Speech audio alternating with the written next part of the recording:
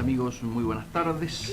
Hoy es martes 16 de octubre de 2018 y como todos los martes, prácticamente desde hace 10 años, siempre por aquí a M1010, iniciando Comercio Exterior Siglo XXI. Los vamos a acompañar durante 2 horas hasta las 16 horas, tratando toda la actualidad que tiene que ver obviamente con el comercio exterior, pero también con la política, con la economía, con todo aquello que les interesa a ustedes. Los que me están viendo en directo, ustedes saben que estamos transmitiendo en estos momentos el editorial a través de Instagram, pero todo el programa lo estamos transmitiendo en directo a través de Facebook, en la página Miguel Ponce y obviamente en la página de la radio. Así que todos los que nos están siguiendo saben que, bueno, me están viendo. Estoy en un proceso de recuperación, por ahora, de inmovilidad, ¿no es cierto?, de mi brazo derecho, lo que me obliga a una serie de situaciones que tienen que ver con, bueno, las obligaciones y también con las formas en que encaramos esas obligaciones. Al no poder manejar, estamos dependiendo de transporte, ¿cierto?, de transporte público, digo taxi básicamente, porque no puedo subir a transportes con aglomeraciones y esto obliga a tomarme tiempos. Hoy tengo que estar, ni bien termina la primera hora y hacemos el reportaje de la segunda, tengo que estar luego después de las 4 en América con Mauro Viale. Así que va a concluir conduciendo Héctor Zavala lo que reste del programa. Todos ustedes saben que estamos en un momento sumamente particular. Lo estoy viendo sin ir más lejos aquí en pantalla a Funes de Rioja, tratando de explicar los aumentos que se están dando en los alimentos, ¿no es cierto? Yerba mate 14. Tema inflacionario que no para, las hamburguesas subieron 23,5 en un mes, digo, cosas que están en estos momentos anunciando, recordando Funes de Rioja, y lógicamente aceites y harinas están liderando el ranking del aumento de los alimentos. Pero claro, si tenemos que entre septiembre más octubre un 12% de inflación, y acá yo ya estoy entrando, ¿no es cierto?, de manera directa en la temática. Ustedes habrán observado mis adelantos a través de las redes, donde yo anuncio que seguramente vamos a tener el 7 casi confirmado ahora en septiembre y que vamos a tener un piso de un 5 en octubre. Con lo cual, obviamente, el tema inflacionario sigue siendo un eje central. Yo diría, para resumir y recordar lo ocurrido el martes pasado estábamos choqueados por una carta, ¿no es cierto?, que acababa de emitir Lilita Carrió en relación al tema Garabano y a la situación que se planteaba con la FIP, y estábamos como azorados en ese momento por algún grado, ¿no es cierto?, de afectación a la imagen presidencial y a la investidura presidencial que la propia diríamos, carta estaba demostrando. Pero claro, si esto hubiera terminado acá, uno diría el tema tiene algún grado de solución si lógicamente quienes comenzaron a operar por parte del gobierno, que no contestó esa carta. Ustedes recuerdan, esa carta se acusaba a una parte del gobierno de estar trabajando para la impunidad, para mantener impunes todos aquellos investigaciones que están en curso, no solo la de los cuadernos, sino la situación que tenía que ver con afirmaciones del ministro, ¿no es cierto?, Garabano, en relación a lo que podía ser la situación que vivía el expresidente Menem, pero que también era trasladable a lo que podía llegar a vivir Cristina.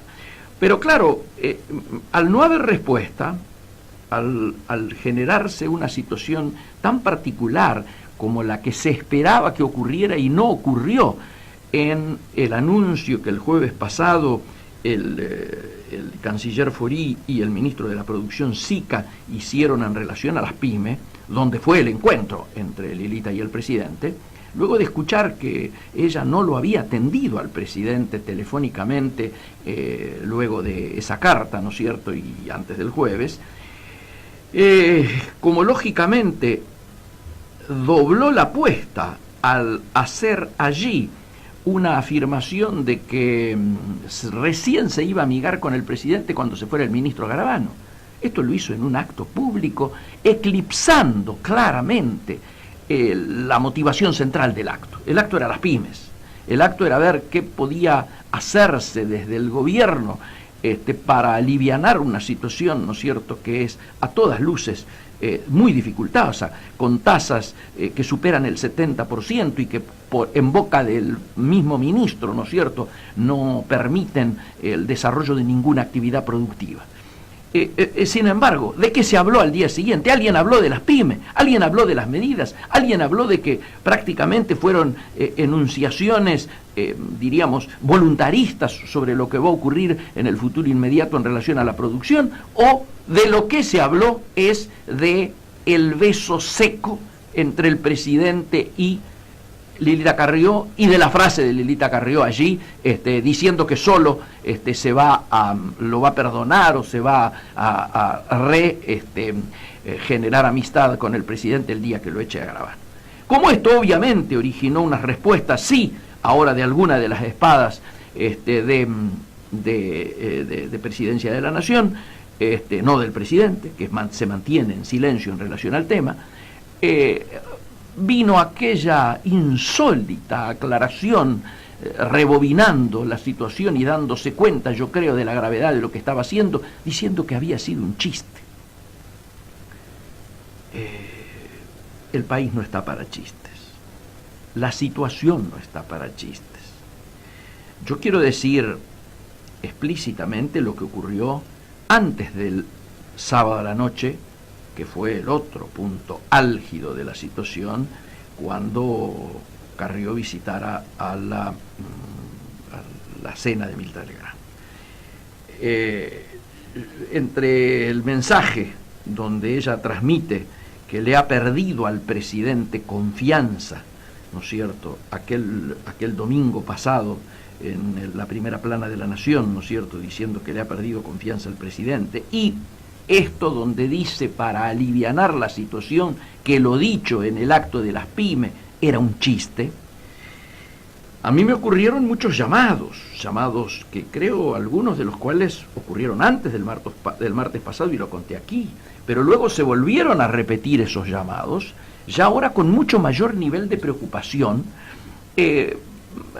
básicamente planteando, señores, ustedes están en una situación con el Fondo Monetario Internacional muy particular, pero además están en una situación en términos de Mercosur muy particular, de negociaciones en términos de Mercosur muy particular. Y sin embargo, lo que transmiten es que una de las patas centrales del gobierno, como es la diputada Carrió, sale explícitamente a decir que ya no le tiene confianza al presidente de la Nación, y que además, a partir de ahí, todo se agrava, porque en la cena con Mirta Legrand, ¿qué hace? Por un lado, el ultimátum al presidente.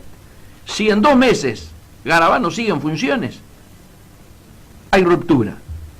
La otra frase, o se resuelve esto de la manera que lo estoy planteando, o el gobierno se cae. Se cae. Lo comentamos, creo, el martes pasado. Esto ha sido muy, muy comentado en el ambiente empresario, en los inversores. Yo he recibido llamados de gente del Fondo Monetario Internacional explícitamente, preguntándonos si esto que está ocurriendo en la Argentina es habitual, si todo lo que estamos viendo es en serio, si se está actuando con la responsabilidad del caso, todos los actores. Tiremos a título chimento el acuerdo que estaría en marcha, para lo cual en estas horas ha sido ratificado el pedido de juicio político a Garabano en el Parlamento argentino pasaría por los siguientes puntos. Se, entre comillas, acepta que Carrió haga esta presentación. No se le da entidad suficiente para que haya juicio político.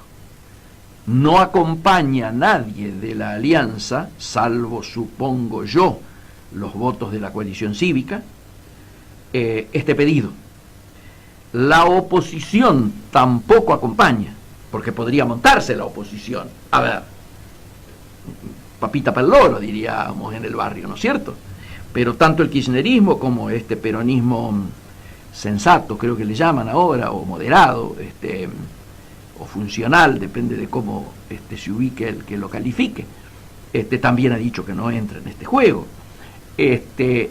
Entonces, se acepta la presentación, pero fracasa en el Parlamento. El segundo punto es, en 2 meses se va a Garabano.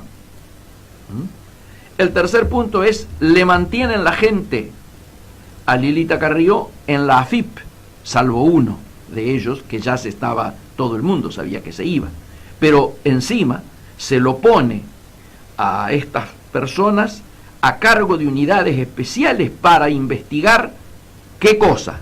Ni más ni menos que IEXA. IEXA es Calcaterra y es Franco Macri. Por eso se interpreta, o por eso puede ayudar a que quienes vieron el programa de Carrió con Mirta Legrand puedan interpretar muchas de las cosas que se dijeron en esa mesa, algunas de las cuales el gran público no tiene por qué estar enterado en detalles. Cuando se habla de Lilita defendiendo a la gente que defendió en AFIP, cuando se enoja y pide y habla con el número 1 de AFIP, con quien aparentemente se entendió muy rápidamente, se logra que quede la gente que a ella le interesaba y se logra que continúe AFIP colaborando con la justicia en la investigación del tema IEXA Odebrecht. Repito, el tema IEXA Odebrecht. ¿Cuál es el eje central de las denuncias que habría habido coimas durante el gobierno anterior para ni más ni menos que la obra del soterramiento del Sarmiento? Una de las obras más grandes, de los contratos más grandes que están en juego, donde participaba, entre otras empresas, IEXA. ¿Dónde estamos parados en este punto? A esto que se le sumó, y se sumó en el curso de la semana a lo que habíamos insinuado nosotros y adelantado el martes pasado. Se sumó lo de Iguacel, el recule, ¿no es cierto?, que tiene que dar el gobierno nuevamente en el tema de las tarifas, pese a las advertencias de la Unión Cívica Radical, pese a los estudios hechos llegar por el Instituto o gente perteneciente al Instituto de Energía General Mosconi, que dirige o orienta el amigo Jorge La Peña. Pese a todo esto, llegamos a una solución que no es la que planteó la Unión Cívica Radical, pero que por lo menos ha descomprimido el cuadro en el que nos encontrábamos días atrás. No es solución ideal, porque acá, como se dice en los ambientes del Instituto General Mosconi, debieron haberse hecho cargo de esto las empresas. De hecho, hoy aparece ahora iniciativas de que insólitamente se tiende a ver si las tarifas pueden empezar a desdolarizarse. ¿Se entiende? Como ya ha habido tantos problemas con el proceso de dolarización de las tarifas, ahora el planteo sería ver si se encuentra un mecanismo para desdolarizar. ¿Qué ha generado esta situación? Esta situación ha generado críticas, por un lado, pero además ha claramente llevado una situación económica, de crisis económica innegable, ¿no es cierto? Todo lo que es el proceso recesivo día a día agrega un elemento más de preocupación. Les puedo elegir cientos de ejemplos, pero hay uno que es simbólico. Metalúrgica Tandil, 100 familias en la calle, o 100 operarios con sus familias, ¿no es cierto? O al quedar sin trabajo afectan a sus familias en la calle. La metalúrgica Tandil, yo diría, era el símbolo del proceso industrial de Tandil. Tandil es la localidad de donde proviene Blanco Villega y por lo tanto el presidente de la nación. Es emblemático, ¿no?, que cierre Metalúrgica Tandil en momentos en los cuales, después de haber sobrevivido tantos gobiernos y haber tenido un rol tan importante, cierre precisamente cuando gobierna un hijo de esa tierra.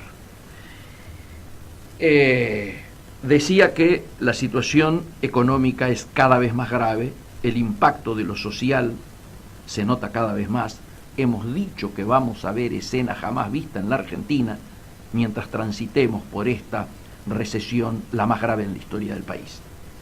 Pero claro, ese problema económico, ahora claramente ya nadie tiene dudas, es un problema político. Y fíjense ustedes lo que está ocurriendo. Crisis en la Unión Cívica Radical, crisis en el PRO, crisis en la propia coalición cívica. Y digámoslo con todas las letras. A ver, ya que fuimos por ese orden, Unión Cívica Radical. Lógicamente hay un proceso de acumulación que hemos relatado aquí, inclusive hemos tenido algunos entrevistados que son protagonistas, de acumulación de todos aquellos sectores que están en desacuerdo con las políticas que lleva adelante el PRO en el gobierno y que por lo tanto se diferencian de la cúpula oficial del partido.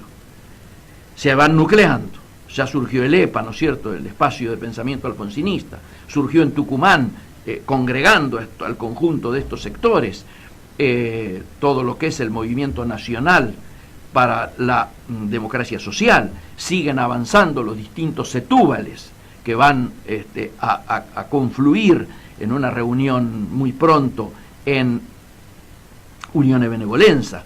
Se va a producir la primera reunión de un encuentro progresista con Ricardo Alfonsín, Margarita Stolbizer, Lipstick del socialismo, ¿no es cierto?, diferenciando, y Beatriz Arlo en una primera parte, canalizando claramente una posición del progresismo que se diferencia del gobierno. Del lado oficialista de la Unión Cívica Radical, este viernes hay una reunión orgánica, ¿no es cierto?, de lo que se denomina el Comité Federal, es decir, los presidentes de todos los partidos de cada uno de los distritos del país, provincias y Ciudad de Buenos Aires, más la mesa del Comité Nacional, más la mesa de la Convención Nacional, más las mesas de diputados y de senadores nacionales.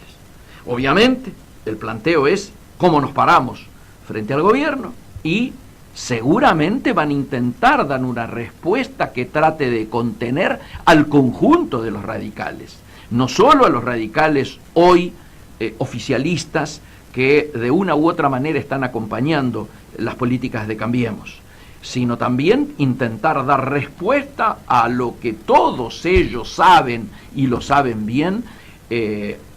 Hay una inmensa mayoría de radicales que están absolutamente disconformes y algunos, como en el día de hoy aparecen en algunos de los medios explicitados, los catalogan como radicales de la rebeldía o, como lo dijo el propio presidente del Comité Nacional, los radicales fronterizos. Yo ya he calificado a Cornejo por este aditamento calificativo de fronterizos. Si lo miramos desde el lado médico, fronterizo es alguien que está al borde de ser internado en un psiquiátrico. Y si lo calificamos desde el lado político, fronterizo es alguien que tiene un pie adentro y un pie afuera del partido. Le rechazamos las dos imputaciones, y no solo le rechazamos las dos imputaciones, sino además decimos que debiera tener mucha más responsabilidad quien está usurpando un cargo como el de presidente de Comité Nacional, y decimos que lo está usurpando porque si bien ha llegado por los mecanismos legales y que la propia Carta Orgánica establece a través de la elección de los delegados al Comité Nacional, desde entonces hasta ahora no ha reunido nunca sus instancias orgánicas, y de todos los temas y de todas las posiciones en las que el radicalismo ha aparecido comprometido, la mayoría de nosotros se ha enterado por los diarios. Dijimos el PRO, crisis en el PRO, obviamente, entre el sector, llamémosle político, al día siguiente de la cena de Lilita Carrió con Legrand, donde se deshizo en alabanzas a la gobernadora Vidal, aparece un título en Clarín diciendo que Vidal se despega de los temas nacionales para dedicarse a la política por diferencias con resoluciones adoptadas por el jefe de gabinete y por la propia presidencia de la Nación. Claramente hay un alineamiento del presidente Durán Barba y Peña, y por otro lado Vidal, Monzó, Rodríguez Larreta, los sectores políticos, llamémosle, Frigerio.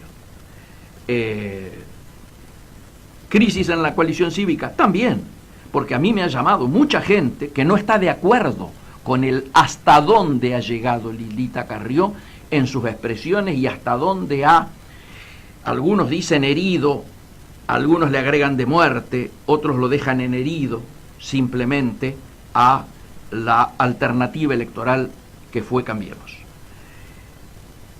Yo quiero dejar esto aquí, porque tenemos muchos temas más técnicos que tocar, pero quiero hacer una convocatoria y un llamamiento a la responsabilidad de la dirigencia política argentina.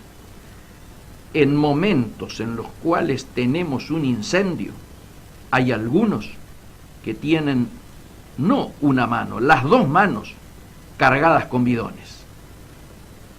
Es fundamental que llevemos serenidad, que desdramaticemos y que volvamos a intentar un camino de encuentro con las mayorías nacionales, encuentro todos los sectores que representamos a las mayorías nacionales, para tratar de encontrar un acuerdo que nos permita paliar muy rápidamente la emergencia tan dura que nos toca vivir, y también para poder construir consensos a largo plazo que en definitiva nos vuelvan a colocar en una senda de crecimiento de la que jamás deberíamos habernos apartado. Ese debe ser nuestro norte, el crecimiento, la distribución justa, equitativa, el avance en lograr cada vez mayores grados de igualdad, y no como está ocurriendo, donde se agudizan las desigualdades y donde se agudiza la injusticia social.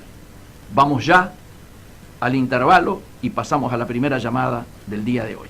Como lo teníamos adelantado a través de las redes sociales, la idea era hoy meternos un poco en la temática, ¿no es cierto?, regional, la integración, el tema de Argentina en el mundo, y para lo cual teníamos convocado al amigo, el profesor el doctor Ricardo Sánchez, que obviamente es profesor adjunto en la Facultad de Derecho de la Universidad de Buenos Aires, en la Cátedra de Derecho de la Integración, e investigador obviamente de la UBA en temas de Mercosur y de provincias. Esperemos que nos esté escuchando el amigo Ricardo. Ricardo, ¿estás allí? Sí, ¿qué tal, Miguel? ¿Cómo estás? Qué alegría escucharte. Bueno, a mí también.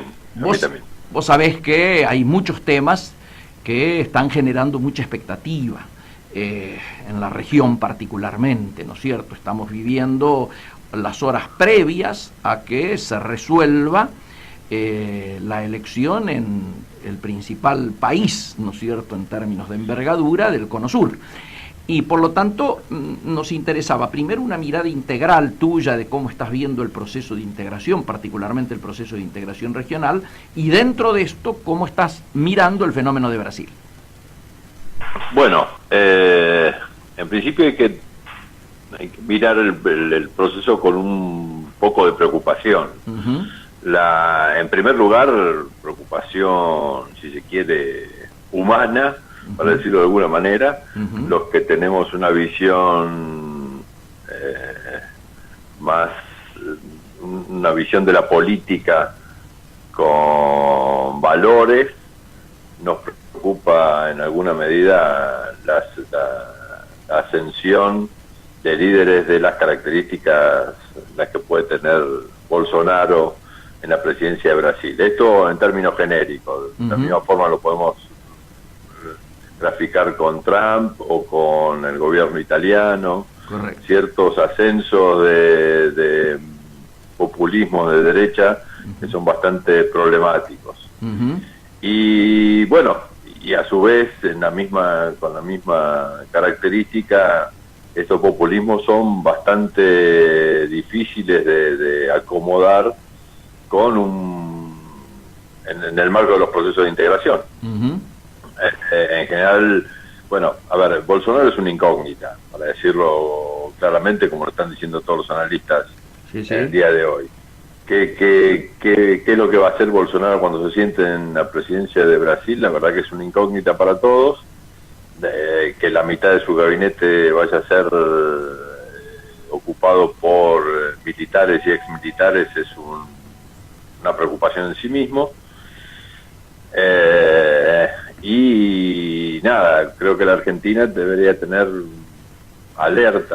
alerta para ver cómo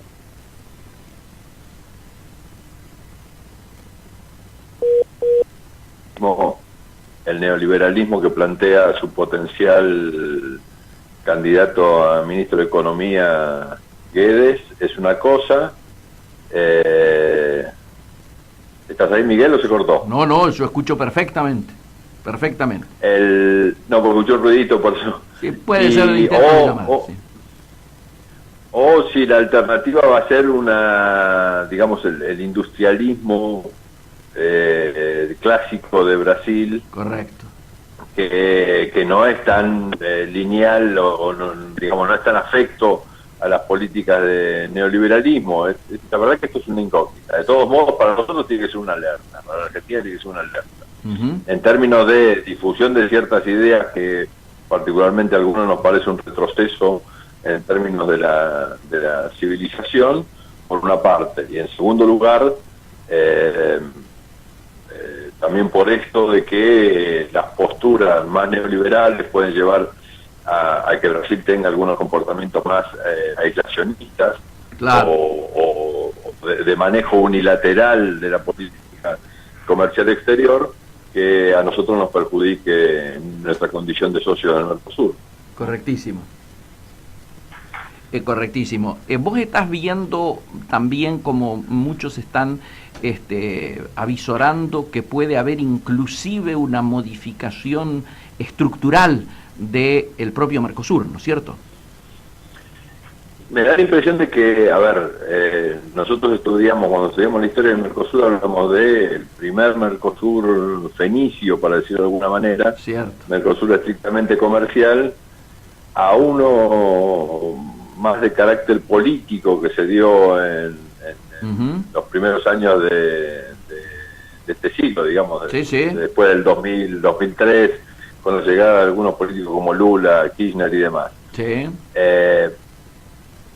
Creo que puede haber un cambio hacia vuelta a un cambio a un Mercosur más comercial y menos político. De todas formas, digamos, para hacer un análisis respecto de lo que se denominó el más Mercosur más político, tampoco tuvo mucho efecto concreto de profundización de la integración. Sí. Creo que había más en el Mercosur de Lula, de Kirchner, había más un discurso, un relato de profundización de integración latinoamericana, pero eso no se conjugó en las realidades comerciales. Creo que, bueno, vos llevas el día a día mucho mejor que yo en términos comerciales, pero me da la impresión que tengo yo a partir de algunos estudios es que no se trasladó ese relato en la realidad, en profundización de la integración. Y mucho menos en los ámbitos en los que estudiamos nosotros, que desde el punto de vista del derecho, que hablamos más del deber ser. Claro. El derecho en general en este proceso de integración será porque somos latinoamericanos o porque no sé por qué, pero le damos bastante poca importancia a las relaciones jurídicas. Correcto.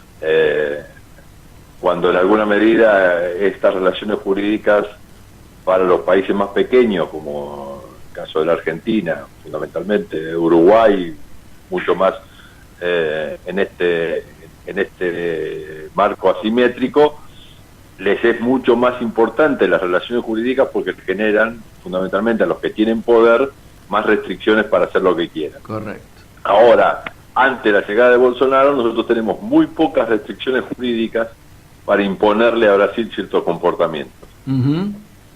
Sí, sí, sí. Así correcto. Que nada, estamos en no sé, en las vísperas de horas importantes, nuevas realidades, de novedades importantes que en alguna, y lo que me preocupa en alguna medida desde el punto de vista de la Argentina es que no hay no hay una política exterior de comercio exterior fundamentalmente que y de integración regional que sea un consenso en la Argentina. Me parece que a partir de la crisis o a partir de ciertas realidades políticas que está viviendo la Argentina, no tenemos claridad respecto de cuál es el rumbo que debemos asumir en ese punto. Sí, señor. Que tanto la política exterior como la política de comercio exterior uh-huh. son, más de circunstancias que de políticas concretas que nos hagan insertar a la Argentina en el mundo, ¿no? Sí. No sé si es tu opinión, si coincides en esto. No, totalmente. Cuando me da la impresión de que estamos como una hoja al viento en este punto. Sí, señor. Cuando resolvimos convocarte, Ricardo, nos llamó la atención y curiosidad, y te voy a preguntar específicamente. Vos pones acá que sos investigador en Mercosur y provincias. Muy poca gente se encarga de hablar del tema provincias en relación al Mercosur. Contanos un poco desde dónde vos lo enfocás este tema. Es una vieja preocupación que tengo y gracias a Dios me ha dado bastante en términos de viajes y de invitaciones a conferencias. Claro. Porque realmente es un tema bastante poco conocido. El tema es, básicamente, el ingreso de la República Argentina y Brasil, por supuesto, en la misma circunstancia, como estados federales, uh-huh. a un proceso de integración, hace que la distribución de competencias que las constituciones hacen en unidades subnacionales, en nuestro caso, sí. Provincias y municipios, en el caso de Brasil, estados federados y municipios, en alguna medida se distorsione. Bien. Al asumir, cuando en realidad en toda la política exterior, para que te des una idea, Reinaldo Vanossi escribió en 1969, mira lo que te estoy diciendo, en 1969, que se estaba afectando el federalismo argentino a partir de tratados internacionales. Claro. Imagínate que hoy los tratados internacionales, los procesos de integración significan la asunción por parte de la organización internacional, en nuestro caso Mercosur, de políticas y de acciones que en muchos casos nuestra Constitución federal tenía reservado a las provincias. Por supuesto. Entonces, sí. Lo que hay que buscar, y en este caso, por supuesto, la Europa comunitaria siempre nos da ejemplos, ¿no? ejemplos por su antigüedad y por su experiencia. La idea es ver cómo se mejora la gobernanza del proceso de integración, incorporando de alguna forma la participación de las provincias y los estados federados. Ahí hay, incluso yo tengo algunas cosas escritas hace muchos años, uh-huh. Una parte de esa participación se ha incorporado, que es lo que se denomina la participación directa. Sí. Hay un foro consultivo de Estado federado, provincias y departamentos, en el ámbito, en la estructura orgánica del Mercosur, se incorporó un foro consultivo de Estados federados y provincias. Muy bien. Ahora, yo digo, esa es una partecita de la participación, un pedacito de la participación. La participación más importante que las provincias pueden, deben tener, es en la conformación de la posición nacional que se va a negociar. Si yo estoy negociando, si yo estoy negociando autopartes y de pronto me dicen, bueno, sí, perfecto, pero nosotros te cedemos en esto, pero vos cedenos en frutas frescas, y entonces perjudicás a los muchachos del Alto Valle de Río Negro, favoreciendo al Gran Córdoba, por ejemplo, ¿no? Y es un poco más grave, porque el diplomático o el secretario de Estado o el director nacional, en algunos casos, que está asumiendo alguna posición nacional, claro, puede no tener conciencia de lo que está afectando en la cadena productiva, en términos de alguna provincia y demás. Puede no saber, no tiene la responsabilidad de hacerlo. Lo que hay que tratar es de que el sistema de adopción de decisiones sea de tal forma, consensuado, tanto para que la posición nacional tenga mayor solidez, como para, a su vez, cuando la medida vuelve, porque las medidas Mercosur se adoptan en el ámbito internacional y después las medidas vuelven para ser aplicadas, tengan el adecuado consenso.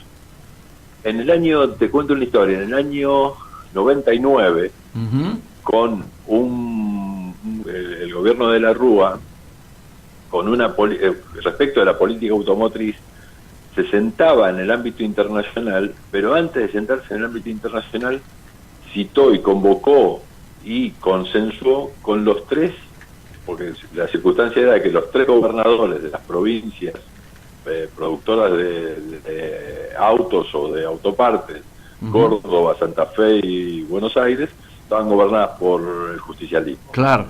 Y el ministro de Relaciones Exteriores, antes de sentarse a conversar la política exterior de automotrices, sentó con los tres gobernadores. Lógico. Una situación muy lógica. Sí, sí. Y cuando las discusiones... el tema es que en ese momento era la situación de un poder ejecutivo con algunas dificultades y solo tres provincias con intereses concretos en la cuestión. El problema es que acá hay provincias que se pueden enterar de alguna negociación, provincias que no se pueden enterar, pero lo que hay que tener muy claro es que todas tienen derecho a noticiarse, por lo menos de qué es lo que se está discutiendo. Sin duda, sin duda. No, esta es básicamente la cuestión.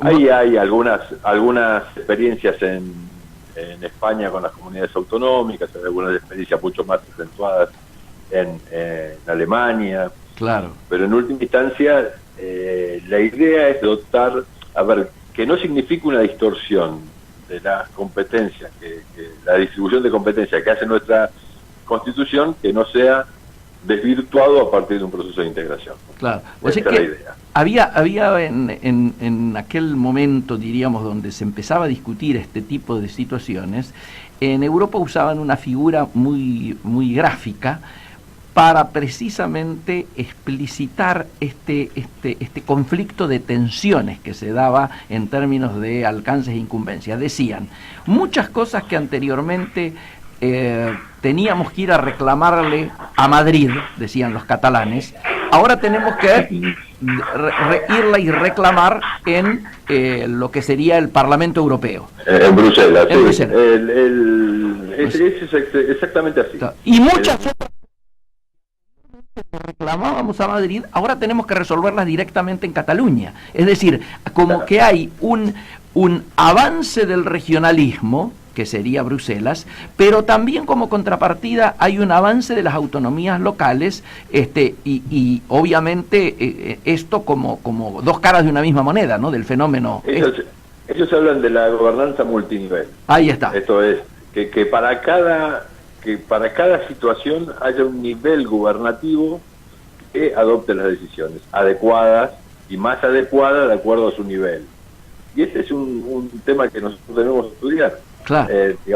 Cómo hacer para que cada nivel gubernativo cumpla adecuadamente con los requerimientos de una sociedad que tiene que ser satisfecho en en todas sus necesidades, ¿no? Por supuesto. Te hago una pregunta, de esto, ¿qué área de Cancillería se ocupa o con qué área se interactúa?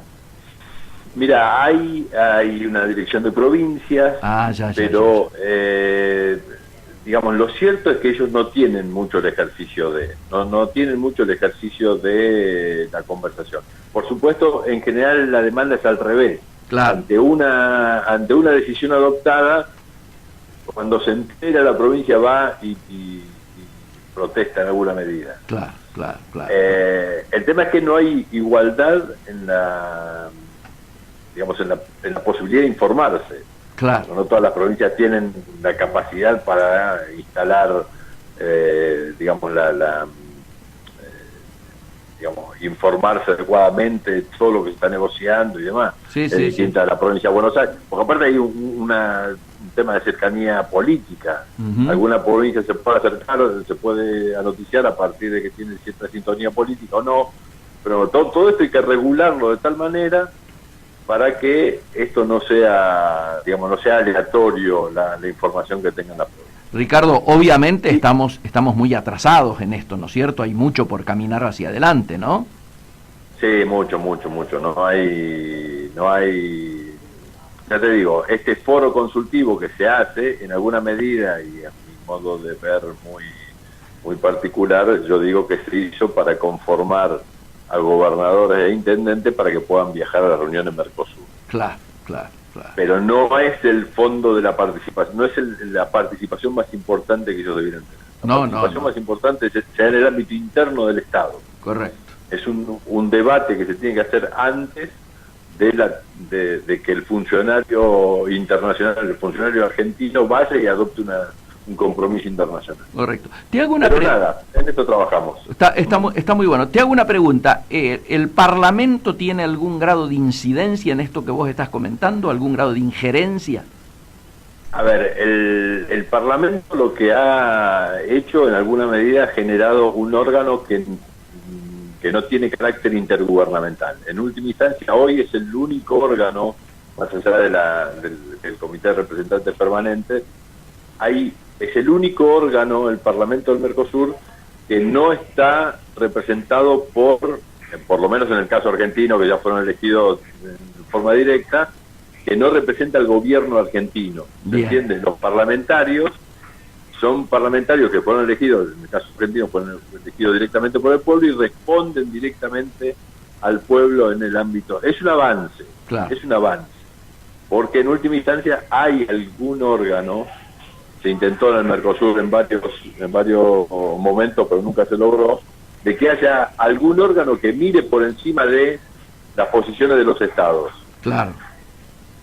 Y bueno, en ese caso el Parlamento podría cumplir alguna función. El problema es que, por supuesto, Brasil no lo tiene elegido en forma directa y Uruguay tampoco, con lo cual ahí ahora tenemos un periodo de transición, ¿no? Claro. Pero o sea, diríamos, la manera en que se avanzó en esta temática justamente de incumbencias, del rol de las provincias o las cosas estaduales en Brasil y en Argentina, no es homogénea, no van paralelas. En algunos casos hay grados de desarrollo interesantes y en otros casos hay como más retraso, ¿no?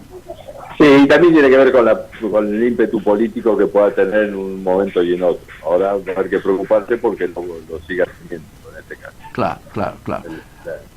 Bueno, la cuestión de las provincias y las unidades subnacionales en general, ¿no? Porque también en el caso de Uruguay el tema de los departamentos y demás, los municipios, también todo en cada ámbito hay que estudiar el esquema de participación. Bueno, Ricardo, yo quiero agradecerte muchísimo porque nosotros hasta ahora, obviamente, este es un programa de comercio exterior y lógicamente ponemos el acento siempre muchísimo más en la cosa del intercambio comercial, las posibilidades, los impactos, etcétera y demás, que en esto del derecho a la integración, de los derechos de integración y mucho menos en esto que para nosotros es tan novedoso que nos has contado hoy en relación al tema de las provincias y el impacto en las provincias. En lo que estoy notando, nosotros debiéramos poner muchísimo más atención que la que le hemos puesto hasta el presente, ¿no? Así que yo quiero... Nosotros hablamos más del deber ser, lo que debiera ser, lo que intentamos de que sea, y ustedes están más en la cosa concreta de todos los días. Pues claro, la efectividad es conducente, como solemos decir. Exactamente. Te quiero agradecer muchísimo, Ricardo, por esta participación, y un día vamos a hacer aquí en el estudio algo un poco más largo inclusive, ¿sí? Listo, un fuerte abrazo. Muchísimas gracias. Muchísimas gracias, amigos. Ustedes lo escuchaban, el doctor Ricardo Sánchez. Él es profesor adjunto regular de Derecho de la Integración e investigador en la Universidad de Buenos Aires en temas de Mercosur y provincias. Nos parece muy importante haber llegado a este punto, haber tocado esta temática, porque es otra mirada, ¿no es cierto?, de abordar la temática del Mercosur de la que hemos tenido hasta ahora, y eso que llevamos 10 años de programa, y es la primera vez que lo estamos haciendo, poniendo el acento en este tema. Mientras tanto, tenemos que decir que de un momento a otro están entrando las selecciones de Argentina y de Brasil para disputar su partido de fútbol allí en tierras tan lejanas. Le doy la bienvenida a Claudia, le doy la bienvenida a Héctor, que se han sumado a la nueva mesa tecnológica de esta radio que se actualiza día a día, ¿no?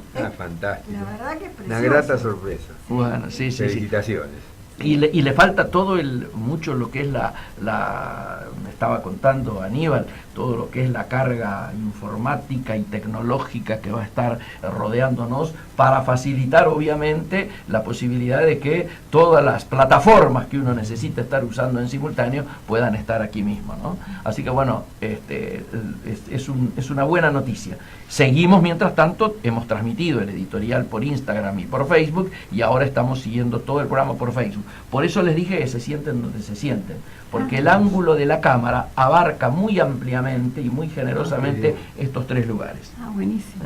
Bueno, así saludamos. Muy bien.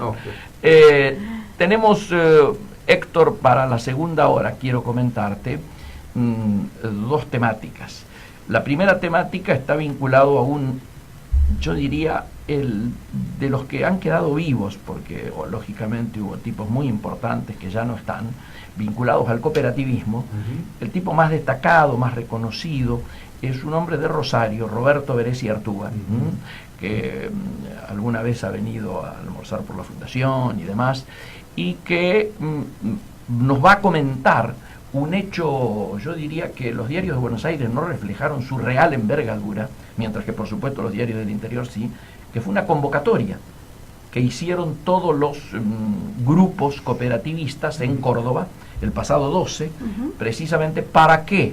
Para esclarecer y llamar la atención al gobierno, a los gobiernos provinciales, en una provincia como Córdoba, junto con Santa Fe, que son las que más cooperativas tienen, ¿no es cierto?, en términos de producción, llamarle la atención sobre un intento que está habiendo en la elaboración del presupuesto 2019 de gravar a las cooperativas y a las mutuales sobre el tema, con el tema ganancia. Así que la bronca que hay en el interior sobre eso... Primero, la razón esencial de las cooperativas es que no generar ganancia. Claro. Bueno, así que imagínate... Incluso las cooperativas de consumo tienen retorno de consumo. Absolutamente. O sea, se redistribuye. Y ni hablemos del rol social que juegan en términos de que cuando un banco no presta o algo, aparece la cooperativa allí para resolver... Bueno, así que eso en la primera media hora, así que ni bien pase el intervalo, esperamos contar con Roberto Beresi Artúa directamente desde Rosario.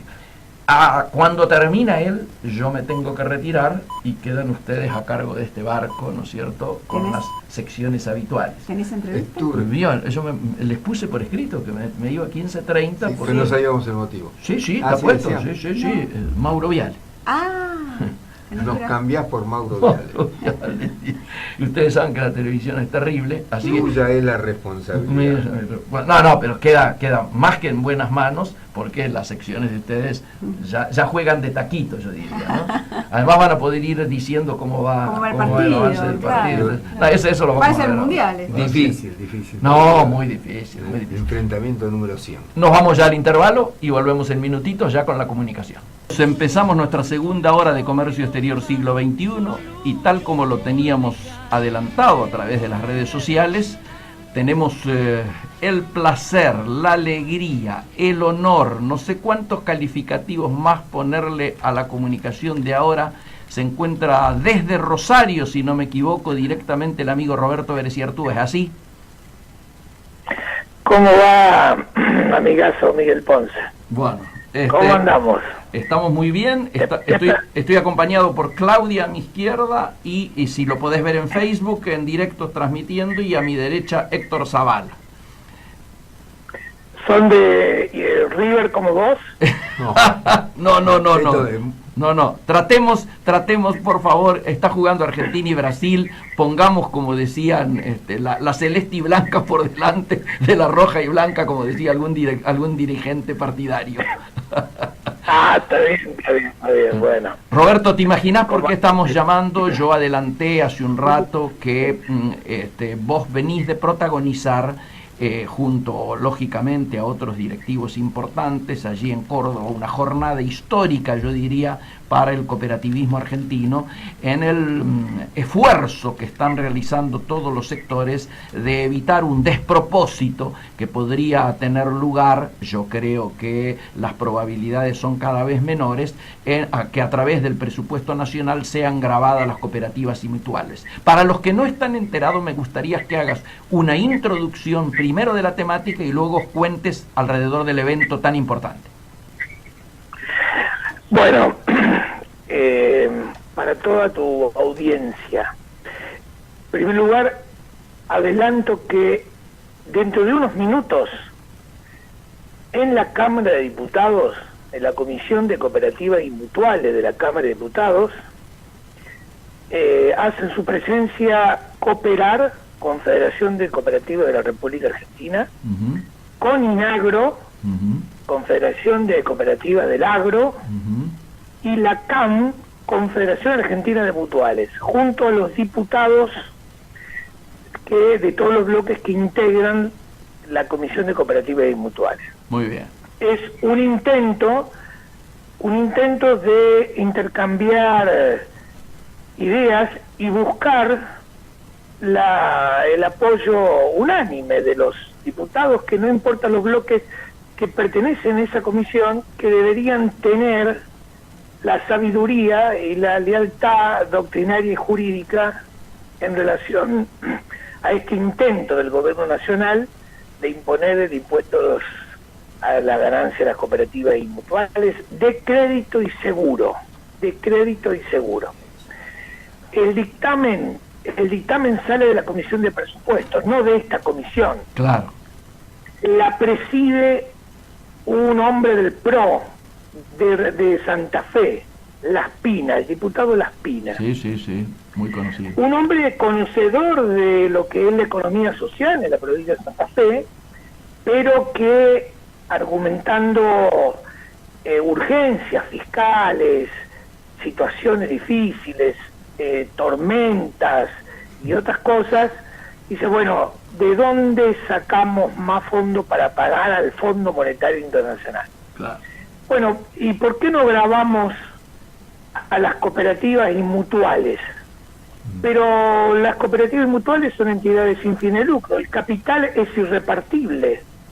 Una mutual, una cooperativa que tenga 100 años, han pasado muchos presidentes, muchos mandatos, y esos patrimonios siguen estando en el tiempo, generación tras generación, porque nadie se los puede llevar a su casa. Eso significa que no va la herencia de nadie. Los excedentes de una cooperativa y mutual lo resuelve la asamblea en qué invertirlos. Bien. El que quiere robar está en el Código Penal. Bueno, el delincuente puede robar en una sociedad anónima, en una SRL, en una cooperativa, en una mutual. Por lo tanto, desde Irigoyen, que fue promotor de la primer ley de cooperativas agrarias de América, luego Marcelo T. de Alvear, primera ley integral de cooperativas de América, que fue modelo en todo el continente americano, desde Canadá hasta Tierra del Fuego. Desde ese momento en adelante, incluyendo a las entidades mutuales que preferentemente fueron impulsadas por los inmigrantes, siempre estuvieron exentas porque son entidades sin fines de lucro. Lo que tienen que hacer como una empresa es organizar servicios, producción y comercialización interna y externa de los pequeños y medianos productores, profesionales, trabajadores de la República Argentina. El que más hizo en contra de esta doctrina fue Martínez de Oz. Obvio. Que allá durante la dictadura militar, con el mismo argumento de ahora, y por eso se me pone piel de gallina, ¿no? Porque es el mismo argumento, donde se dice que las cooperativas mutuales tienen privilegio con respecto a otras empresas, que por supuesto tienen dueño y tienen todo el derecho legítimo de llevarse sus ganancias a un banco en el exterior, no sé, o sea, paraíso fiscal, porque son los dueños, paraísos fiscales, etcétera, etcétera. Entonces, Martínez de Oz le puso el impuesto a los capitales a las cooperativas. El capital de una cooperativa, repito, es un capital social irrepartible. Lo único que se llevan los asociados de una cooperativa son las acciones que puso. Correcto. Esa la retira cuando se va, diríamos. Pero el capital, repito, no tiene dueño. Lo único que se lleva, por eso en una cooperativa hay dos tipos de capitales.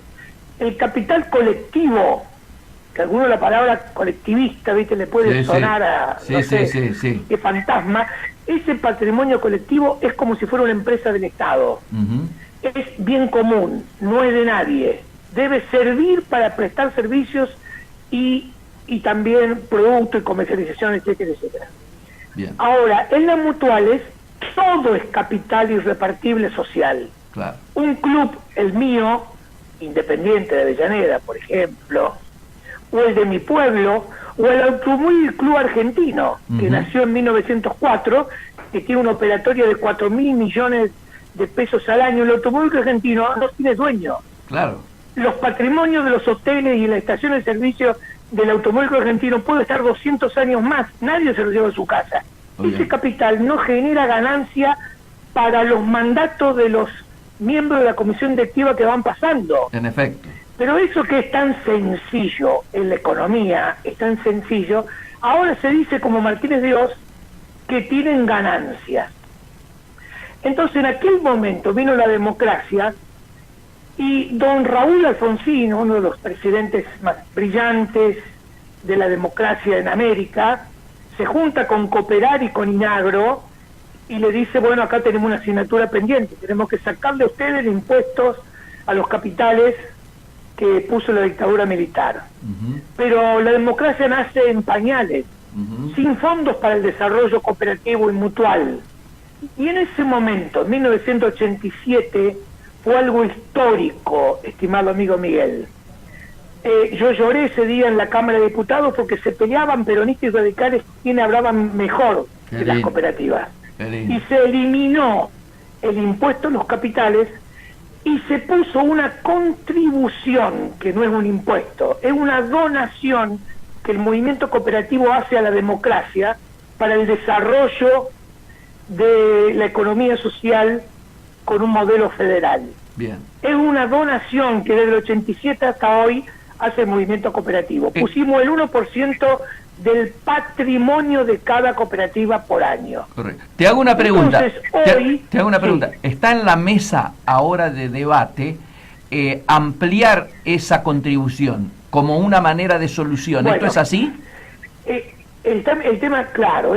¿Cuál es el tema? Primero, que ningún gobierno, salvo el de don Raúl, sabía que esta donación la viene haciendo desde el año 87 el movimiento cooperativo. Claro. No hay ningún ministro que sepa, que le pregunte a la FIP, que es la recaudadora, cuántos miles de millones de pesos ya se pusieron en todos los gobiernos y para todas las crisis. Claro. Y para siempre. ¿Está bien? Sí, sí. Las mutuales ponen el 1% de la cuota social de 6 millones de personas en la República Argentina. Bien. Pero por no ser un impuesto y es una donación, va al INAES. Correcto, Instituto Nacional de Economía Social. Que depende de Carolina Stanley. Bien. Al no ser impuesto, no va a Duyomne. Correcto. sino que va con el solo fin de desarrollar con créditos y subsidios a las cooperativas y mutuales de toda la República Argentina. Entonces dijeron, no al impuesto a la ganancia ya en la reforma tributaria de diciembre del 17, del año pasado. Sí, sí. ¿No? Ahí se fue, 102 diputados fueron visitados por nosotros, cooperativas y mutuales, lo entendieron y se quebró Cambiemos. Hubo muchos, incluso radicales de Cambiemos, que dijeron, no, está bien, somos leales al proyecto oficial, pero hasta acá llegamos. En mi pueblo hay cooperativas y mutuales y vivimos gracias a ellos. ¿Cómo le vamos a poner impuesto a la ganancia?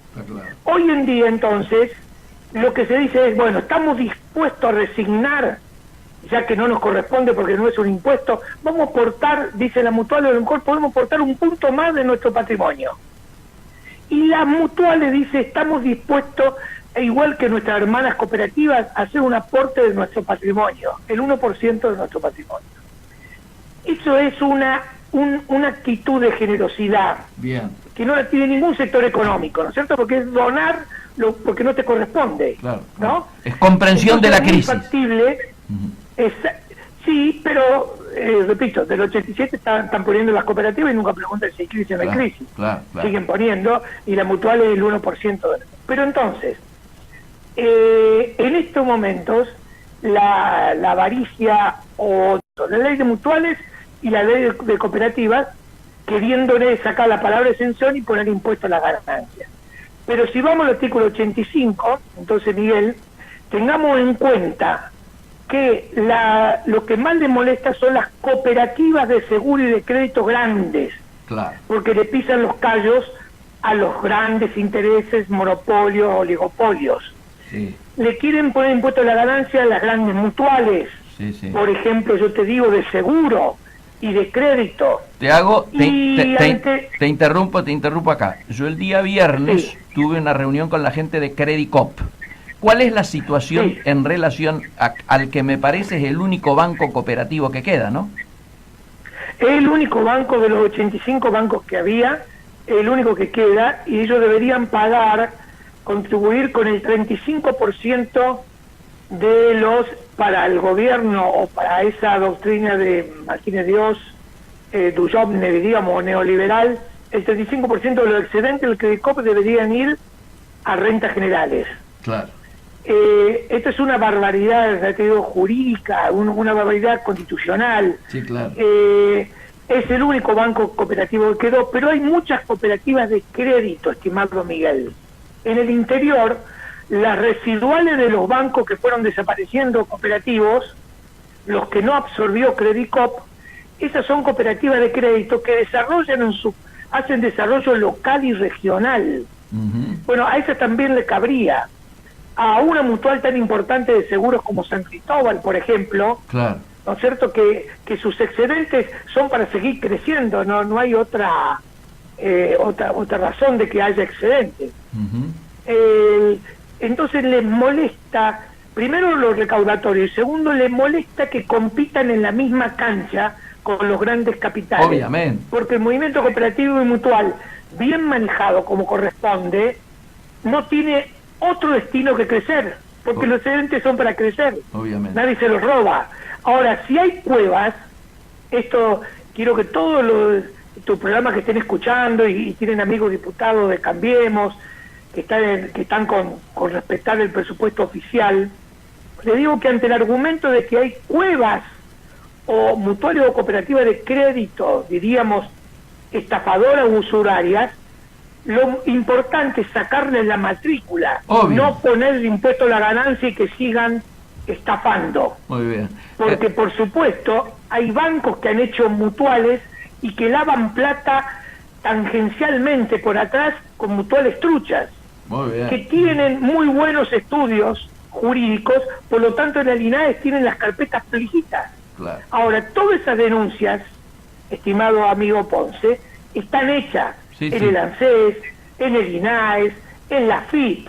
Pero ¿cuál es el criterio? No, que paguen impuesto a la ganancia y que sigan haciendo travesuras. Claro. El movimiento cooperativo y mutual genuino, que genera 300.000 puestos de trabajo directo, que alcanzan el 10% del Producto Bruto Interno de la República Argentina, el genuino quiere que se le saque la matrícula a las non santas. Correcto. Pero no que se ponga impuesto a los capitales, impuesto a las ganancias. Realmente es una atrocidad. Sí.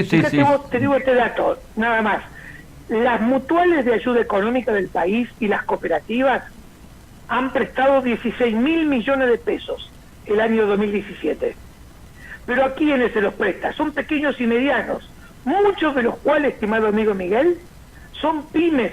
Obviamente. Empresarios pequeños que no califican en los bancos. Sí. Pero van a su mutual y ahí con llamarse Don Juan Ponce, que lo conocen y que con la palabra vale, diríamos, le dan el crédito que no se lo pueden dar un banco porque Basilea tiene exigencias que las mutuales no tienen. Así es. Por ejemplo, ¿no es cierto? Así O sea que tendríamos que hacer un gran G20 de cooperativas y mutuales y demostrar, ¿no es cierto?, no solo la historia, sino el valor económico y social que tiene las cooperativas y mutuales, que son una de las entidades de la economía social, porque las obras sociales también son economía social.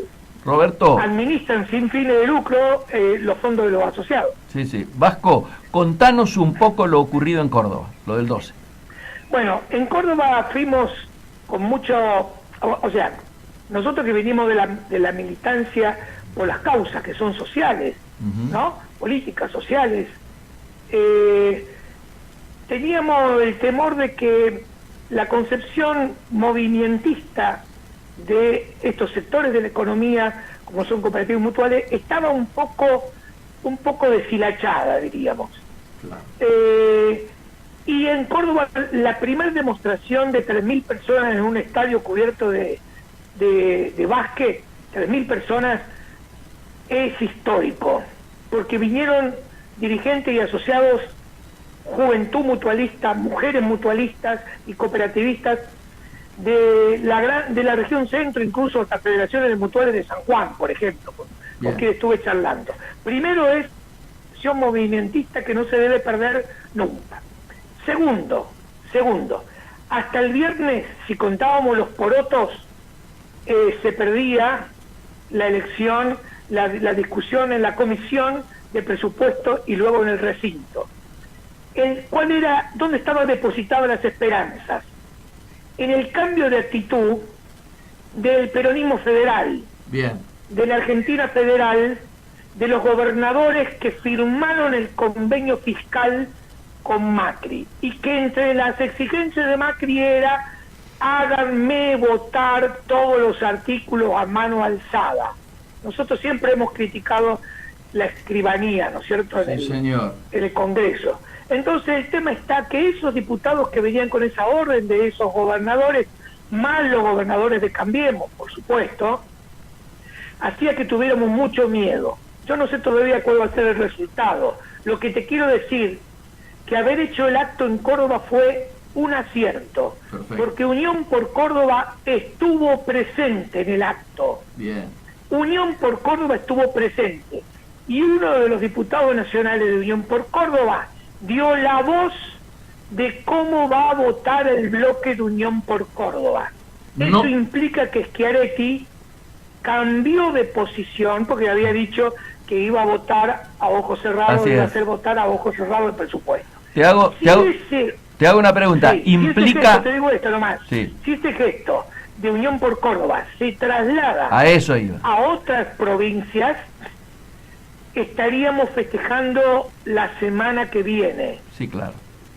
Si no, me gustaría hablar de nuevo para contarte si todo sale mal, me gustaría hablar de nuevo de lo que pasa a ser Argentina ante el concierto de la Alianza Cooperativa Internacional o de la Alianza Mutualista Mundial, lo que pasamos a hacer, porque la OIT y la ONU le dijeron a todos los países que haya una política tributaria acorde a la naturaleza jurídica. Si usted quiere ser miembro de Naciones Unidas, respete, entre otras cosas, la naturaleza jurídica de cooperativas y mutuales de todo el mundo. Obviamente. O sea que No. No es una cuestión chiquita de acá, nos está observando Naciones Unidas. Desde ya. No, Roberto, primer asunto, quedamos ya públicamente y al aire comprometidos a hablar con vos, ni bien salga la resolución que salga, queda claro. Vamos a evaluar lo ocurrido y vamos a evaluar cómo han jugado cada uno de los actores, ¿ok? Exactamente. Lo que te digo nada más para terminar, que acá en Santa Fe, uno de los más importantes diputados nacionales, Luis Contigiani, así es, que fue el discurso impresionante de pie, impresionante. de pie. Bueno, él viene del grito de Alcorta, claro, de cooperativas, de mutuales y de la matriz alfonsinista, por lo tanto la tiene tan clara que explica las cosas con el corazón y con la mente, para que esto no se dé cuenta que no es una cuestión de capricho, ni de ignorancia, ni de obediencia de vida, etcétera, etcétera. Te diría... Bueno, esperemos que los diputados Cambiemos. Te diría... Y de Ilia, claro, bueno, yo recordé en actos anteriores, Ilia fue el primer presidente argentino que fue un acto de Luna Par de Instituto Movilizador de Fondos Cooperativos en defensa de las cajas de crédito. Ilia Perete. Pero lo tenía de vicepresidente a Perete. ¿Qué te parece? Claro. Hasta la muerte de Carlos Humberto, yo fui compañero de él del Centro de Estudio de Promoción de Cooperativismo. Así es. Y él era nuestro presidente.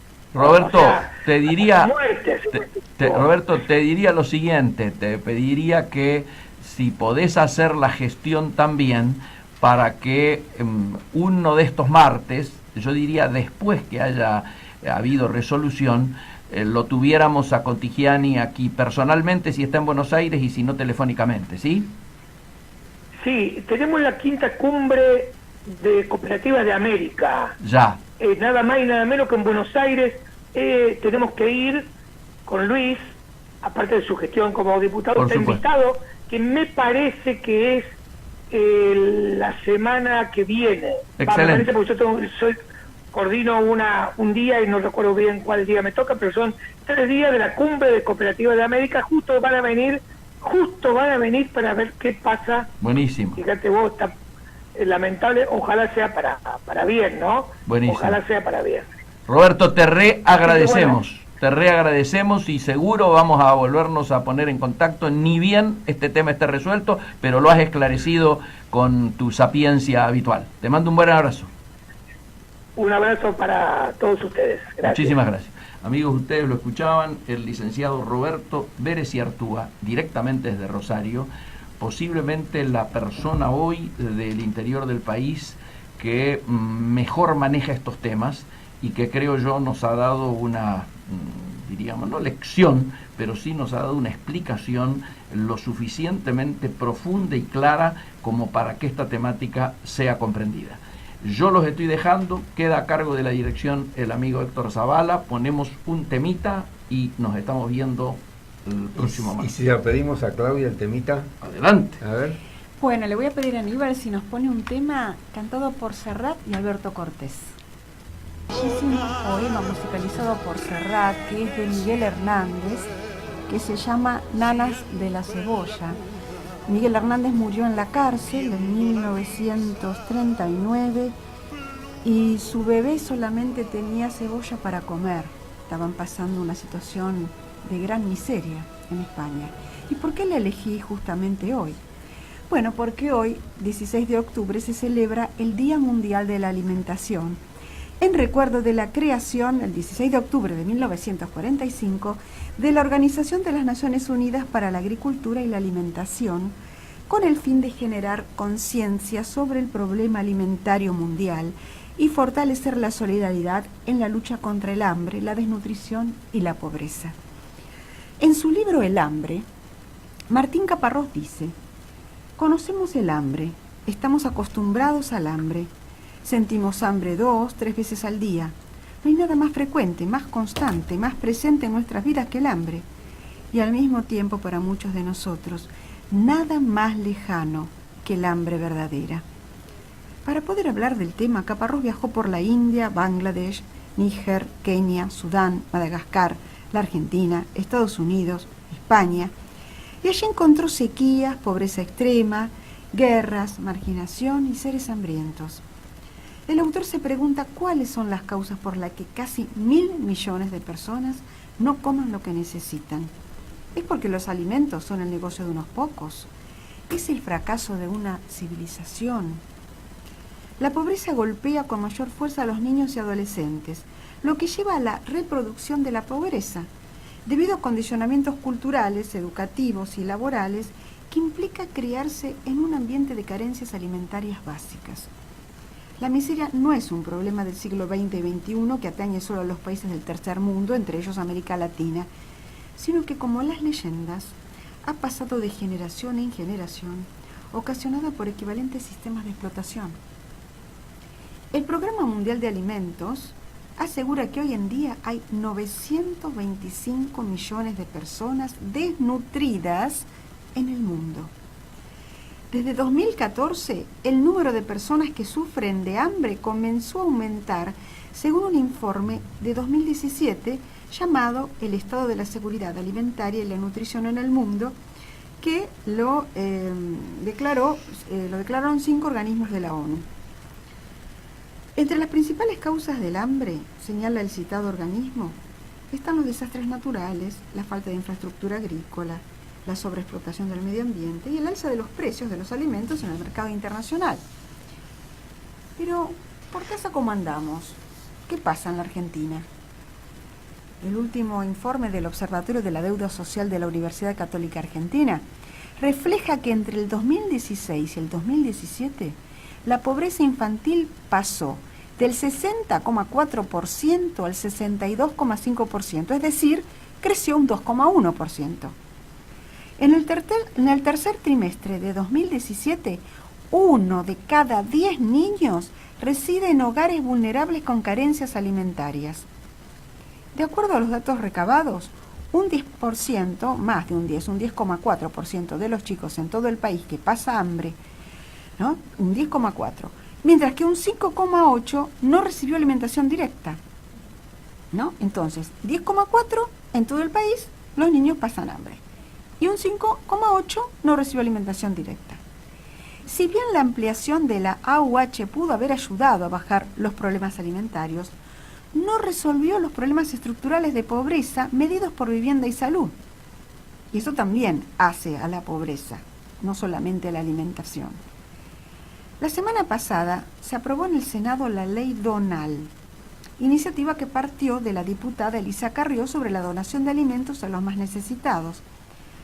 En la Argentina se tiraban y se tiran 16 millones de toneladas de comida, según los datos de la FAO y del Ministerio de Agroindustria, lo que equivale a 1 kilogramo por día por habitante, considerando que un 30% de la población está bajo la línea de pobreza. Los alimentos deberán pasar por controles bromatológicos exigidos por el Código Alimentario Argentino, ¿no? Una vez que se cumpla esta ley donal. La ley estipula quiénes pueden donar, qué productos, cómo debe hacerse y los derechos y obligaciones de cada parte.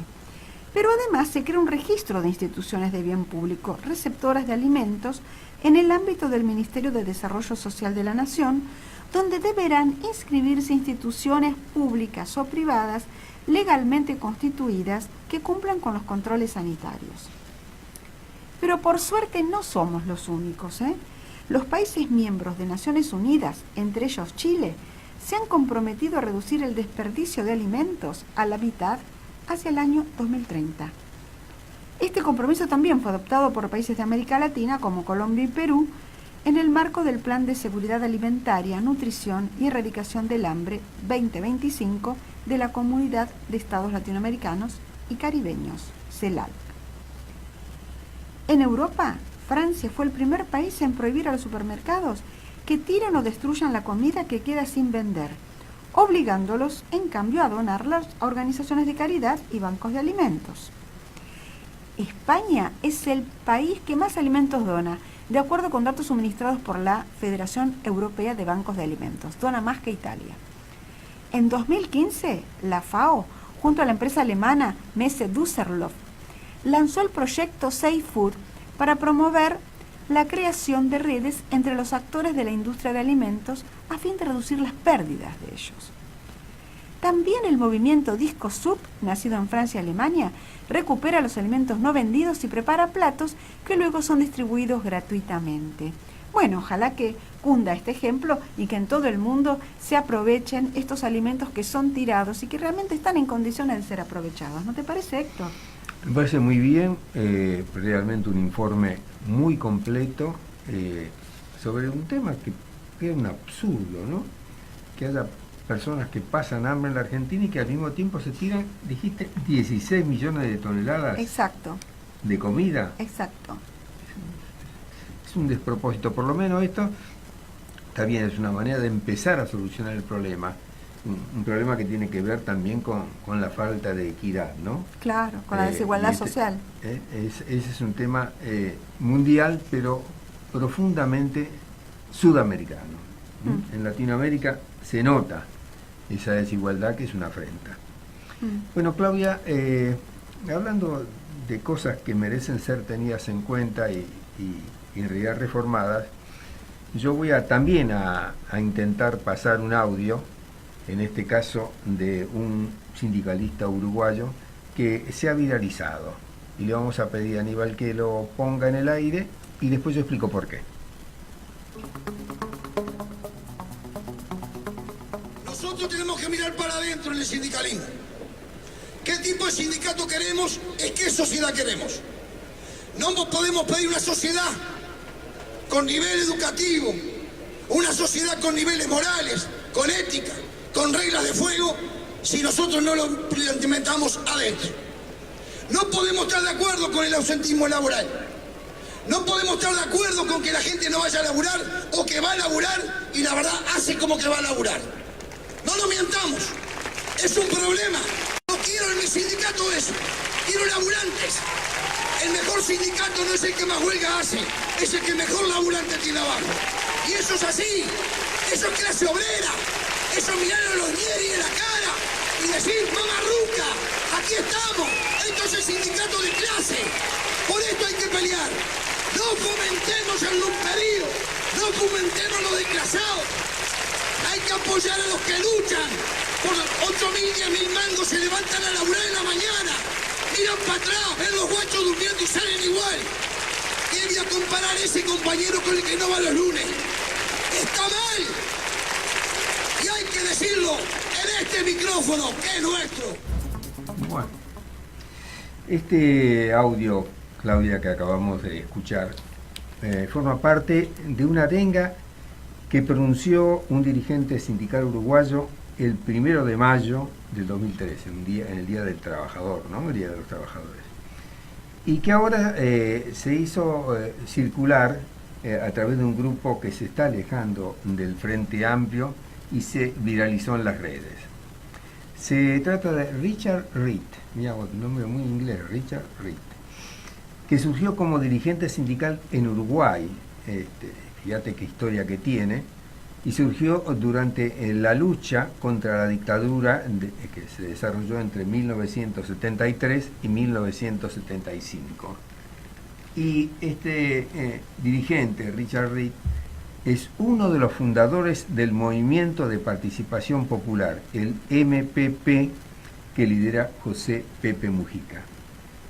Ahora, Reed se distanció del expresidente por el tema de Venezuela, el de Nicaragua y el de la Argentina. Ahí ya hubo un quiebre.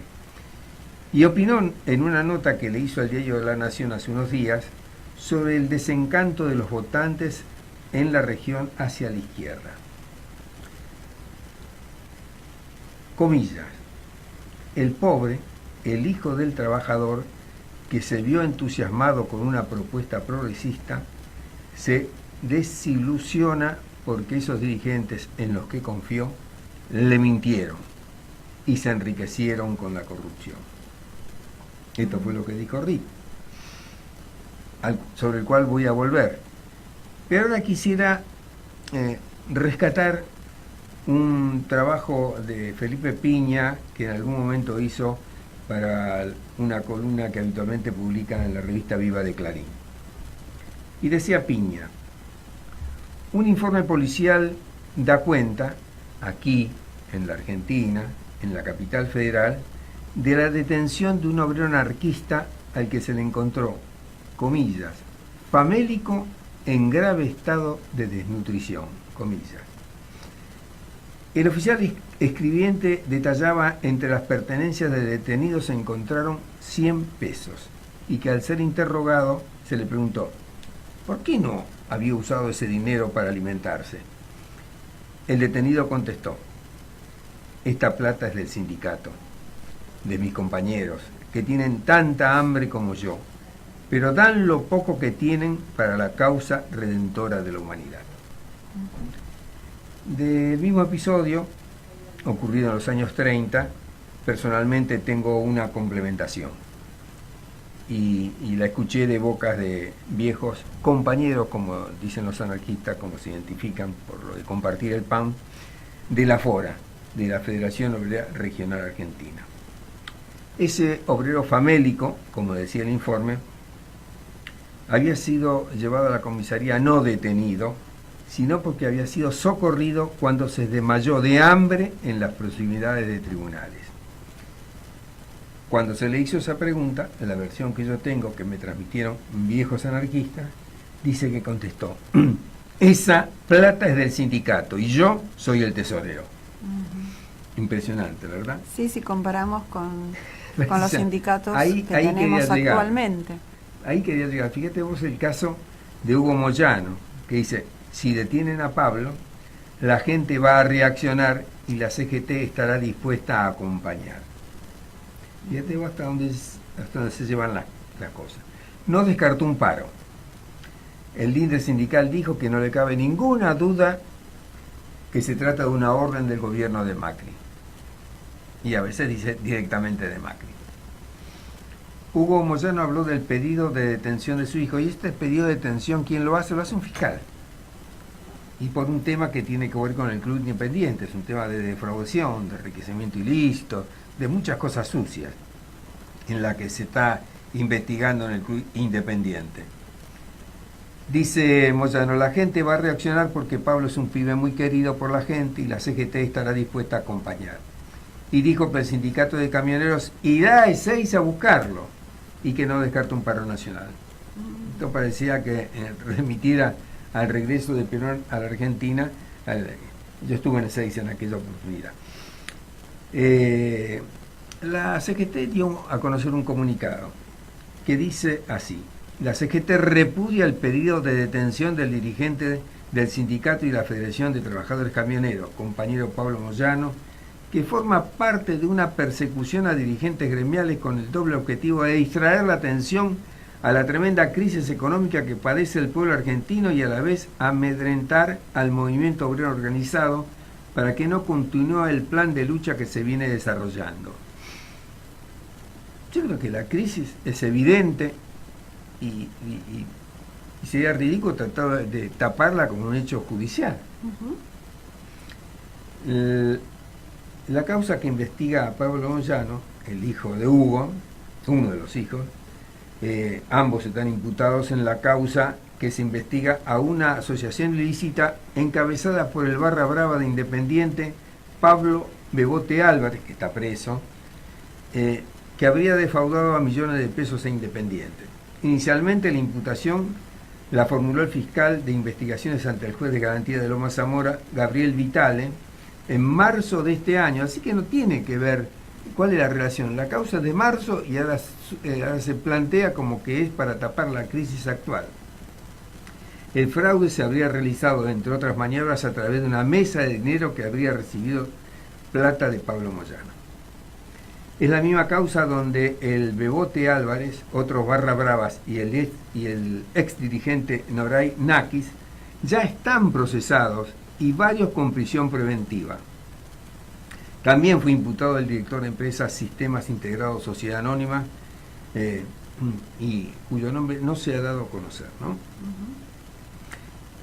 ¿Qué dice el gobierno? Muy poco, pero sí Rogelio Frigerio, el ministro, se pronunció. Dijo, todavía hay quienes no entienden que somos todos iguales ante la ley.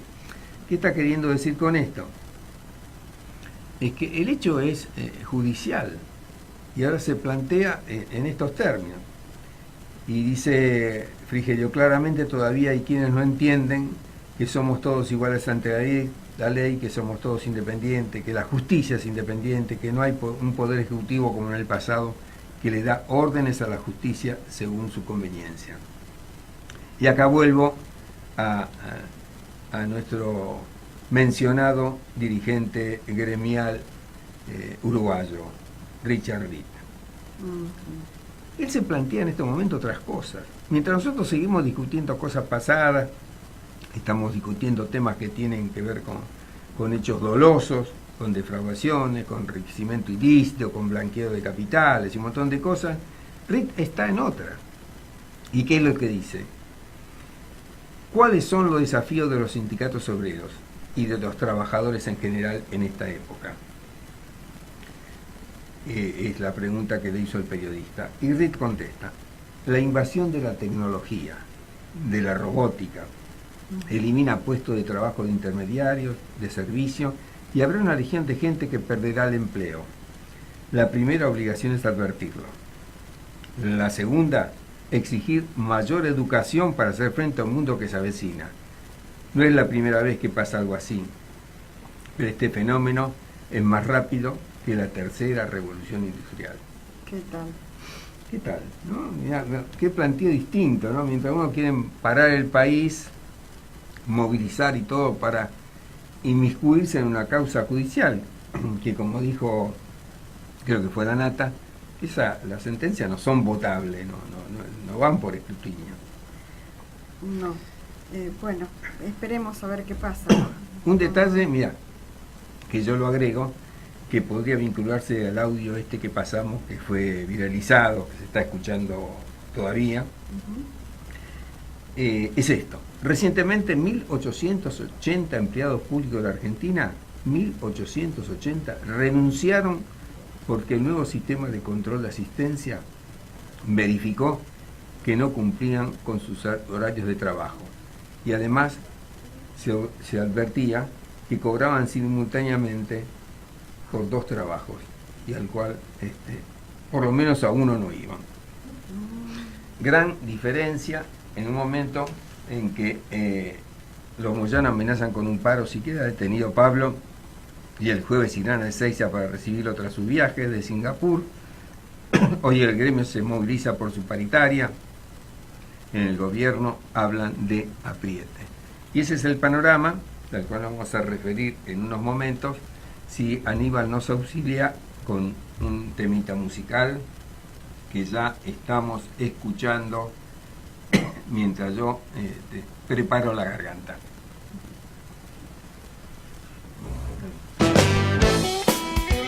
Y no quisiera que se nos vaya a pasar por alto un tema que es de dominio público, como son los Juegos Olímpicos de la Juventud, ¿verdad, Claudia? Sí, la verdad que sí. Podíamos hablar un poquito de eso, ¿no? Claro, fíjate vos la inauguración, que fue espectacular realmente. Cuando se le pregunta a Rodríguez Larreta sobre la inversión, da un montón de vueltas y finalmente concluye que todo se va a recuperar. Creo que se está refiriendo fundamentalmente a las viviendas que se hicieron, pero que de cualquier manera es un hecho que va a quedar marcado, porque 2 cosas: primero, la organización; segundo, la participación de los atletas; tercero, la afluencia de público, el entusiasmo que ha despertado realmente es maravilloso, y la cantidad de medallas. Nunca ganó tanta medallas en una Olimpiada Juvenil Argentina. Creo que tienen 9 de oro y Sí, 14 de plata, sí, y varias más. De y bronce, de, sí, y de realmente. bronce también. Sí, ha varias. pegado un salto exponencial en cuanto a resultados, si bien no hay un registro por países así oficial, ¿no es cierto? Pero lo más importante es también la visión de que el sur también existe, porque las viviendas, ya lo habíamos dicho en otra ocasión, donde se alojan los atletas, que son 1.158, en marzo serán entregadas a sus propietarios. Esto ocurre en Villa Lugano, donde es la sede principal de los Juegos, que era una zona bastante dejada de la mano de Dios, porque hay resabio de lo primero que fue Interama, después el Parque de la Ciudad, en un predio enorme de 153.000 kilómetros cuadrados. Bueno, allí la Villa Olímpica, donde hay alojados más de 4.000 atletas, 3.000 entrenadores, los atletas entre 15 y 18 años, están viviendo en esas construcciones que van a ser adjudicadas, ya han sido adjudicadas y van a ser ocupadas en marzo. La inversión fue de 2.500 millones de pesos, muy importante, pero fíjate vos que allí, en esas 1.158 viviendas, que van de 1, 2 y 3 ambientes, están agrupadas en 31 edificios de hasta 8 pisos y cuyas plantas bajas están previstas para que funcione un área comercial. Esto fue construido y adjudicado a través de créditos blandos, de los planes UBA, con prioridad para los vecinos de la Comuna 8 y de la más zona del sur, de otra gente del sur de la capital. A esto hay que agregar que el IBC otorga a los propietarios un subsidio del 14% del valor de las unidades que solo están destinadas a ser vivienda única y familiar. Los precios, fíjate vos, los monoambientes rondan los 1,5 millones de pesos. Los dos ambientes 2.143.947 y el de 3, 2.824.698, siendo la cuota más baja de 7.000 pesos y la más alta de 13.200 pesos, todo con unos plazos que van hasta 30 años. ¿Qué te parece? Ay, pero muy buena oportunidad para que la gente tenga acceso a la vivienda, además de, bueno, los créditos que se han otorgado. Antes de terminar, ya nos estamos yendo, pero quería recordar una cosa. Sí.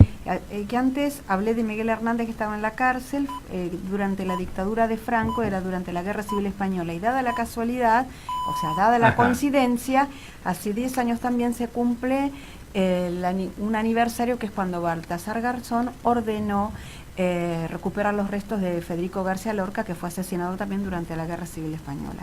Bueno, muy bien hecha la aclaración. Llegamos así al final de esta edición de Comercio Exterior Siglo XXI y nos despedimos hasta el próximo martes.